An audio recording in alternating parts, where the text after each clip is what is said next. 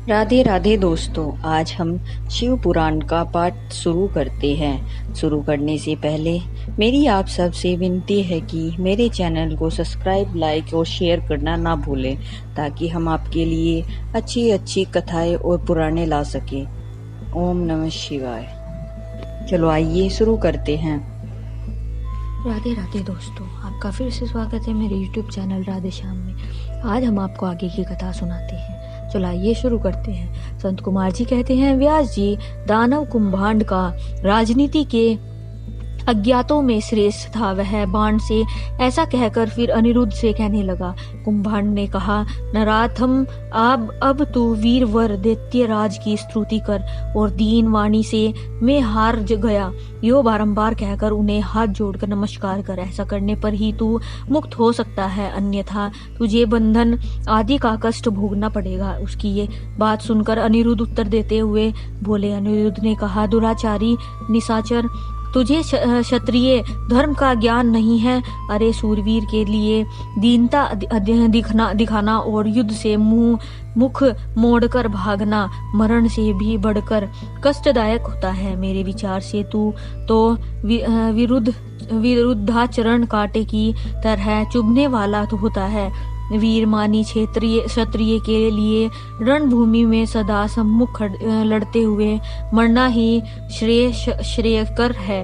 भूमि पर पड़कर हाथ जोड़े हुए दीन की तरह मरना कदापि नहीं है। संत कुमार जी कहते हैं, मुने, इस प्रकार अनिरुद्ध ने बहुत सी वीरता की बातें कही है, जिन्हें सुनकर बाणासुर को महान विस्मय हुआ और उसे क्रोध आ गया।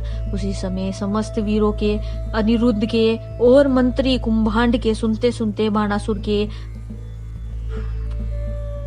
आकाशवाणी हुई। आकाशवाणी ने कहा, महाबली बाण, तुम बलि के पुत्र हो, अतः थोड़ा विचार तो करो। परम बुद्धिमान शिव भक्त, तुम्हारे लिए क्रोध करना उचित नहीं है। शिव समस्त प्राणियों के ईश्वर, कर्मों के साक्षी और परमेश्वर है। यह सारा चराचर जगत उन्हीं के अधीन है। वे ही सदा रजोगुण, सतोगुण तथा तमोगुण आश्रय लेकर ब्रह्मा, विष्णु और रुद्र रूप से लोकों की सृष्टि, भरण पोषण और संहार करते हैं। वे संतृप्ति, सर्वशर, सबके प्रेरक, सर्वश्रेष्ठ, विकार रहित, अविनाशी, नित्य और मायाधीश होने पर भी निर्गुण है। बलि के श्रेष्ठ पुत्र, उनकी इच्छा से निर्बल को भी बलवान समझना चाहिए। महामते, मन में यो विचार कर स्वस्थ हो जाओ। नाना प्रकार की लीलाओं के रचने में निपुण भक्त वत्सल्य भगवान शंकर गर्व को मिटा देने वाले हैं। वे इस समय तुम्हारे गर्व को चूर कर देंगे। संत कुमार जी कहते हैं, महामुने, इतना कहकर आकाशवाणी बंद हो गई। तब उनके वचनों को मानकर बाणासुर ने अनिरुद्ध का वध करने का विचार छोड़ दिया। तदंतर विषैले नागों के पास से बंधे हुए अनिरुद्ध उसी अक्षर दुर्गा का स्मरण करने लगे। अनिरुद्ध ने कहा, शरणागत वत्सल्य, आप यश प्रदान करने वाली हैं। आपका रोष बड़ा उग्र होता है। देवी, मैं नागपाश से बंधा हुआ हूँ और नागों की विष ज्वाला से संतृप्त हो रहा हूँ, अतः शीघ्र पधारिए और मेरी रक्षा कीजिए। संत कुमार जी कहते हैं, मुनीश्वर, जब अनिरुद्ध ने पिसे हुए काले कोयले के समान कृष्ण वर्ण वाली काली को इस प्रकार संतुष्ट किया, तब ज्येष्ठ कृष्ण चतुर्दशी की महारात्रि में वहां प्रकट हुई। उन्होंने उन सर्प रूपी भयानक बाणों को भस्मासत करके अपने बलिष्ठ मुक्कों के आघात से उस नाग पंजर को विदीर्ण कर दिया। उस प्रकार दुर्गा ने अनिरुद्ध को बंधन मुक्त करके उन्हें पुनः अतःपुर में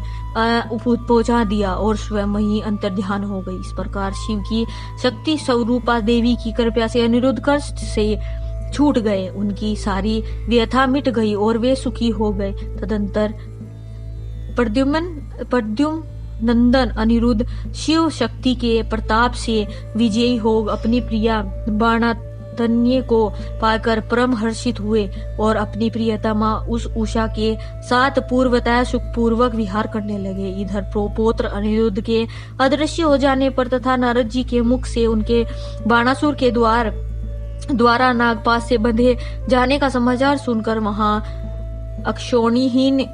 अक्षोणीहीनी सेना के साथ प्रद्युम्न आदि वीरों को साथ ले भगवान श्री कृष्ण शोणितपुर पर चढ़ाई कर दी। उधर भगवान श्री रुद्र भी अपने भक्तों के पक्ष में सज धज कर आ डटे। फिर तो श्री कृष्ण और शिव जी का बड़ा भयंकर युद्ध हुआ। दोनों ओर से ज्वर छोड़े गए। अंत में श्री कृष्ण ने एवं रुद्र के पास आकर उनका स्तवन करके कहा, सर्वव्यापी शंकर, आप गुणों से निर्लिप्त होकर भी गुणों से ही गुणों को प्रकाशित करते हैं। गिरिशाई भूमन, आप सर्व पर प्रकाश हैं। जिनकी बुद्धि आपकी माया से मोहित हो गई है, वे स्त्री पुत्र ग्रह आदि विषयों में आसक्त होकर दुख सागर में डूबते उतराते हैं। जो अधिज्येष्ठ पुरुष प्रबंध वश इस मनुष्य जन्म को पाकर भी उसके चरणों में प्रेम नहीं करता है, वह सोचनीय तथा आत्मवचनक है। भगवान, आप गर्वहारी है। आपने ही तो इस गर्वीले बाणों को शाप दिया था, अतः आपकी ही आज्ञा से मैं बाणासुर की भुजाओं का छेदन करने के लिए यहाँ आया हूँ। इसलिए महादेव, आप इस युद्ध से निर्वत हो जाइए।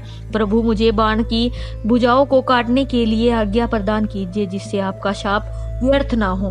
माहेश्वर ने कहा, तात, आपने ठीक ही कहा है कि मैंने ही इस दैत्यराज को शाप दिया है और मेरे ही आज्ञा से आप बाणासुर की भुजाएं काटने के लिए यहाँ पधारे हैं। किंतु रामानाथ, हरे, क्या करूं? मैं तो सदा भक्तों के ही अधीन रहता हूँ। ऐसी दशा में वीर मेरे देखते बाण की भुजाएं कैसे काटी जा सकती है? इसलिए मेरी आज्ञा से आप पहले जम्बक स्त्रोत द्वारा मुझे जम्बित कर दीजिए, तत्पश्चात अपना अभीष्ट कार्य संपन्न कीजिए और सुखी होइए।